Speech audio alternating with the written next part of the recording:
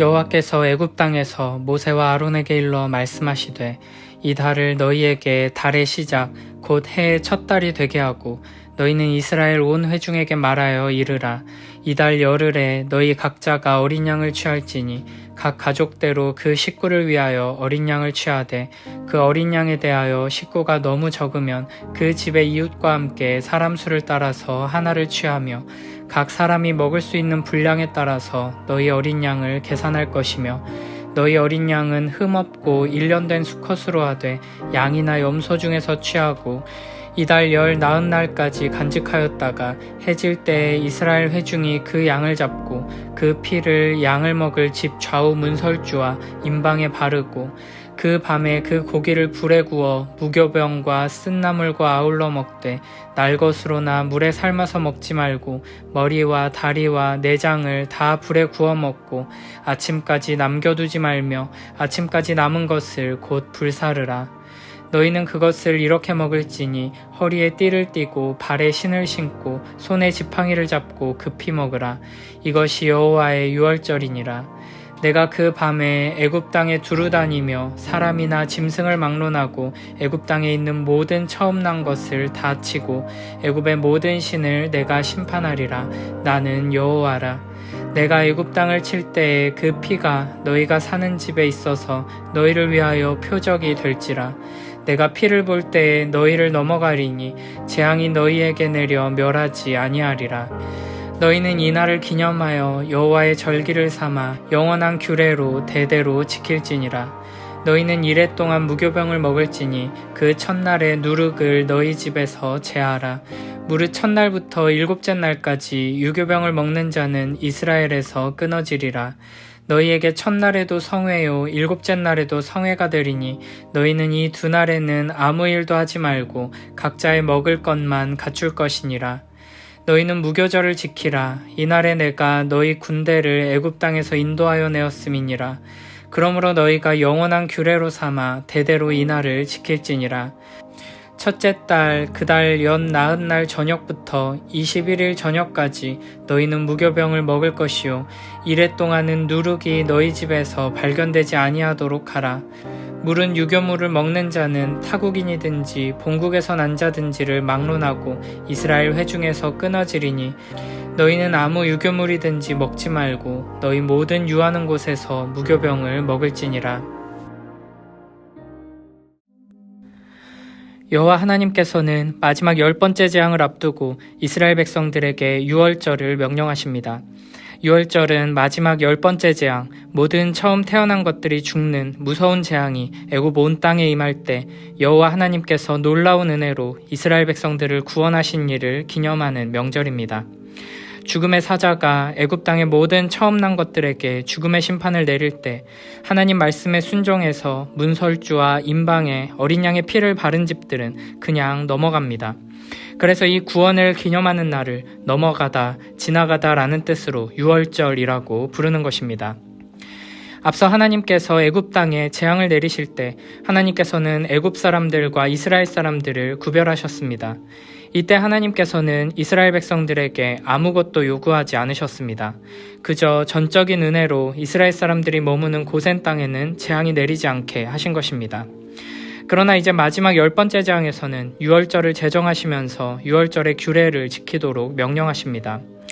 먼저 2절에서는 이 달을 너희에게 달의 시작, 곧 해의 첫 달이 되게 하라고 명령하십니다. 이스라엘 백성들은 유월절을 통해 애굽에서 해방되게 되었고 하나님의 백성으로서의 첫걸음을 시작하게 되었습니다. 그렇기 때문에 하나님께서는 이 날을 기준으로 이스라엘의 달력을 새롭게 시작하라고 명령하시는 것입니다. 유월절을 통해 이스라엘 백성들에게는 완전히 새로운 세상이 열리게 되었고 그들은 이전과는 전혀 다른 존재가 되었습니다. 이는 우리도 마찬가지입니다. 우리는 예수 그리스도를 통해 구원받은 그 시점부터 완전히 새로운 존재로 거듭나게 되었고 완전히 새로운 세상을 살아가게 되었습니다. 우리는 이제 더 이상 세상의 시간표를 따라 세상의 기준으로 살아가는 자들이 아닙니다. 우리는 더 이상 이 세상을 섬기는 세상의 백성들이 아니라 여호와 하나님만을 왕으로 섬기는 하나님 나라 백성들입니다. 예수 그리스도로 말미암아 새롭게 된 우리의 정체성을 항상 기억하며 이 세상의 달력, 이 세상의 시간표, 이 세상의 원리가 아니라 오직 복음의 원리, 하나님 나라의 시간표를 따라 살아가는 복된 우리 모두가 되길 축복합니다. 3절부터는 구체적으로 유월절 규례를 어떻게 지켜야 할지를 설명해 주십니다. 우선 이스라엘 백성들은 새롭게 시작된 1월의 10번째 날에 식구수에 맞게 어린 양을 잡아야 합니다. 보통 어린 양 한 마리를 잡으면 10명 정도의 사람들이 먹을 수 있었기 때문에 식구수가 적은 경우에는 이웃집과 함께 준비하도록 하십니다. 그리고 그 어린 양은 흠없는 것으로 준비하라고 하십니다. 이는 이 어린 양이 우리의 죄를 대신하는 속죄의 어린 양이기 때문이며 죄가 없으셨으나 우리를 대신해 십자가에 달려 죽으신 예수 그리스도를 예표하는 제물이기 때문입니다. 7절에서는 그 어린 양의 피를 집 좌우 문설주와 임방에 바르라고 명령하십니다. 그리고 그 고기를 불에 구워 무교병과 쓴나물과 함께 먹되 허리에 띠를 띠고 발에 신을 신고 손에 지팡이를 잡고 급히 먹으라고 명령하십니다. 고기를 불에 구워 먹고 누룩을 넣지 않은 무교병을 먹으라는 것은 급하게 먹으라는 명령과 연관이 있습니다. 고기를 삶으면 준비하는 데 시간이 오래 걸리게 되고 효모를 넣어 반죽을 발효시킨 뒤에 유교병을 만드는 데에도 많은 시간이 걸리게 됩니다. 그러나 유월절 식사는 새로운 출발을 시작하며 떠나기에 앞서 먹는 식사이기 때문에 당장 출발할 수 있는 복장을 갖추고 빨리 준비해서 급하게 먹어야 했습니다. 유월절의 식사는 구원받은 자들은 이 땅에서의 삶과 이 세상 것들에 미련을 두지 말고 즉시 하나님 나라를 향해 떠날 채비를 한 채 살아야 한다는 것을 보여줍니다. 우리는 유월절을 통해 이 세상이 우리 집이 아니며 우리는 영원한 하나님 나라를 향해 가는 나그네라는 것을 항상 기억해야 할 것입니다. 여기서 쓴나물을 먹으라 명령하시는 이유는 이스라엘 백성이 애굽 땅에서 당한 고난을 생각하도록 하시는 장치입니다. 딱딱하고 맛없는 무교병에도 이와 같은 의미가 담겨 있습니다. 쓴나물과 무교병을 통해 하나님의 구원의 은혜를 힘입기 이전에 애굽의 압제 속에서 고통당하던 시간들을 떠올리게 하시는 것입니다. 그리고 이 음식들은 우리가 받아야 할 모든 고난을 다 받으신 예수 그리스도를 생각나게 합니다. 우리는 하나님의 구원의 은혜를 생각할 때마다 우리가 은혜 밖에 있을 때 얼마나 비참한 상태 가운데 있었는지를 기억해야 하며 그런 우리가 거룩하신 하나님께 마땅히 받았어야 했던 그 모든 재앙과 진노와 저주를 모두 짊어지신 예수 그리스도의 고난을 기억해야 합니다. 고린도후서 1장 5절에서는 이렇게 말씀하십니다. 그리스도의 고난이 우리에게 넘친 것 같이 우리가 받는 위로도 그리스도로 말미암아 넘치는도다. 아멘. 매일매일의 삶 속에서 어린 양의 보혈의 은혜를 기억하고 감사하며 동시에 쓴나물과 무교병의 고난, 곧 그리스도의 고난을 깊이 묵상하는 우리 모두가 되길 축복합니다. 그리스도의 고난을 기억하며 깊이 묵상하는 것은 참된 은혜의 감격과 기쁨으로 나아가는 복된 길이며 이를 통해 주님께서 여전히 우리 삶에 가득한 여러 가지 고난들을 이겨내고 인내하며 기뻐할 수 있는 힘과 능력을 부어주실 것입니다. 12절부터 14절에서는 마지막 10번째 재앙이 임하는 그날 밤 첫 번째 유월절 밤에 어떤 일이 일어날지 미리 말씀하시면서 이스라엘 백성들로 하여금 대비하게 하십니다. 이제 여호와 하나님께서 직접 애굽 땅에 내려오셔서 그 땅을 두루 다니실 것입니다. 그리고는 예고하신 대로 애굽 땅에 있는 모든 처음 난 것들을 다 치실 것입니다. 이는 애굽의 모든 신들에 대한 여호와 하나님의 심판의 의미를 담고 있습니다. 그리고 13, 14절에서는 이렇게 말씀하십니다. 내가 애굽 땅을 칠 때에 그 피가 너희가 사는 집에 있어서 너희를 위하여 표적이 될지라. 내가 피를 볼 때에 너희를 넘어가리니 재앙이 너희에게 내려 멸하지 아니하리라. 너희는 이 날을 기념하여 여호와의 절기를 삼아 영원한 규례로 대대로 지킬지니라. 아멘. 여호와 하나님의 무서운 재앙이 임해 처음 난 생명들이 죽어갈 때 그 심판을 피할 수 있는 유일한 길은 하나님의 명령에 순종해 유월절 규례를 지키는 것 뿐입니다. 흠없는 어린 양을 잡아 그 피를 집 좌우 문설주와 임방에 바르고 집안에 머물면서 유월절 식사를 나누는 자들에게는 이 재앙이 넘어가도록 하실 것입니다. 하나님께서는 그 피가 표적이 되어 내가 피를 볼 때 너희를 넘어가리라고 말씀하십니다. 여호수아 24장 14절을 보면 이렇게 말씀하십니다. 그러므로 이제는 여호와를 경외하며 온전함과 진실함으로 그를 섬기라. 너희의 조상들이 강 저쪽과 애굽에서 섬기던 신들을 치워버리고 여호와만 섬기라. 애굽에서 노예 생활을 하던 이스라엘 백성들이 애굽 사람들과 마찬가지로 애굽의 여러 신들을 섬기며 살았다는 것입니다.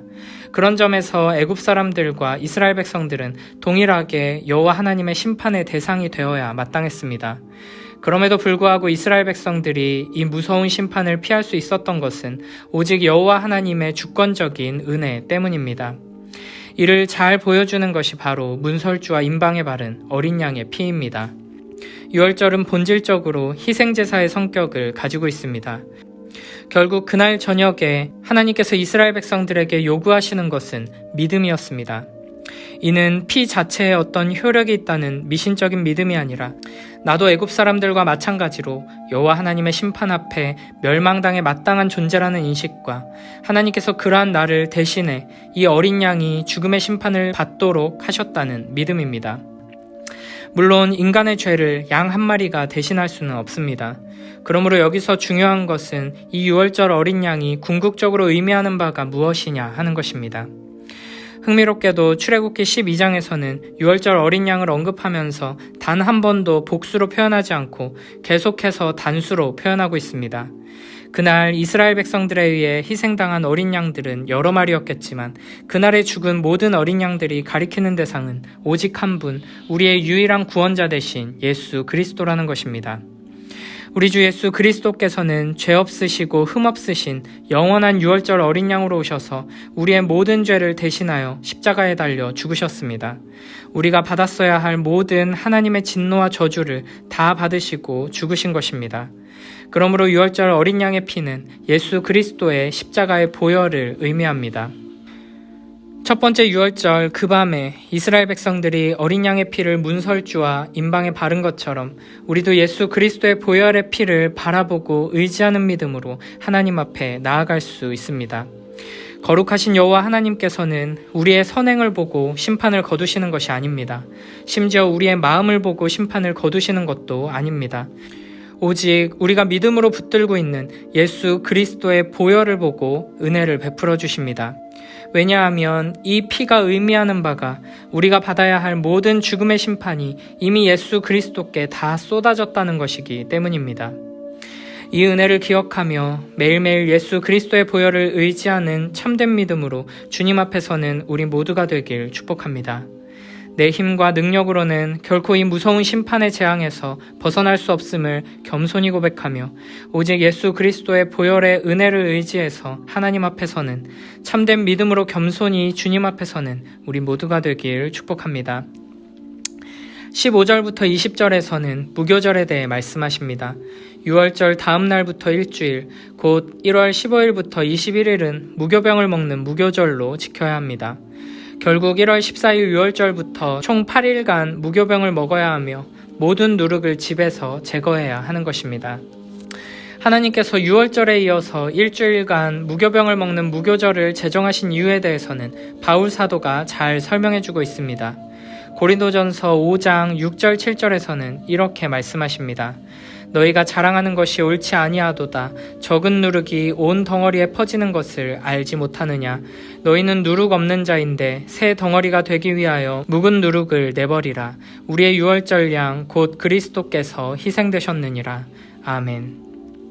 바울 사도는 고린도 교회 안의 죄악에 대해 이야기하면서 유월절 양과 누룩에 대해 말합니다. 여기서 누룩은 죄를 상징합니다. 유월절 양, 곧 예수 그리스도의 희생으로 거룩하게 된 교회는 계속해서 겸손히 묵은 누룩을 버리기 위해 힘써야 한다는 의미입니다. 예수 그리스도의 몸된 교회인 우리는 유월절 어린 양으로 죽으신 예수 그리스도의 희생으로 인해 거룩하게 되었습니다. 그리고 이제 우리는 무교절의 규례를 지켜야 합니다. 우리 안에 누룩이 퍼지지 않도록 주의하면서 모든 묵은 누룩을 버리는 일에 힘써야 하는 것입니다. 이것이 유월절에 이어 일주일간의 무교절을 제정하신 의미입니다. 유월절에 감사만 있고 무교절에 겸손과 인내가 없는 자들은 참된 축복을 누릴 수 없습니다. 유월절 어린 양의 보혈로 구원받은 자녀들은 매일매일의 삶을 무교절로 지키며 하나님의 백성다운 거룩함을 추구하며 나아가야 할 것입니다. 매일매일의 삶 속에서 우리를 구원하신 그 은혜를 기억하며 한 걸음 한 걸음 말씀 따라 나아가는 복된 우리 모두가 되길 축복합니다. 점점 더 믿음 안에서 자라나고 점점 더 죄에서 멀어져가며 참된 거룩을 이루어가는 복된 우리 모두가 되길 축복합니다. 17절에서는 이렇게 말씀하십니다. 너희는 무교절을 지키라. 이날에 내가 너희 군대를 애굽 땅에서 인도하여 내었음이니라. 그러므로 너희가 영원한 규례로 삼아 대대로 이날을 지킬지니라. 여호와께서는 이제 이스라엘 백성들을 군대라고 부르기 시작하십니다. 애굽 땅에서 노예로 고통당하던 이스라엘이 이제 애굽의 모든 신들을 심판하신 전능하신 여호와 하나님의 군대로 불려지고 있습니다. 그리고 이 군대에게 주어진 첫 번째 임무가 바로 무교절입니다. 19절에서는 무교절을 제대로 지키지 않고 누룩을 제거하지 않은 채 유교병을 먹는 자는 이스라엘 회중에서 끊어지게 된다고 경고하십니다. 여호와 하나님께서는 군대인 우리에게 목숨을 걸고 지켜야 하는 중요한 임무를 맡기십니다. 바로 우리 안의 죄와 싸우는 것입니다. 우리는 이 유월절과 무교절의 말씀을 통해 여호와 하나님의 거룩한 군대인 우리의 존재가 예수 그리스도의 보혈에 기초하고 있다는 것을 기억해야 합니다.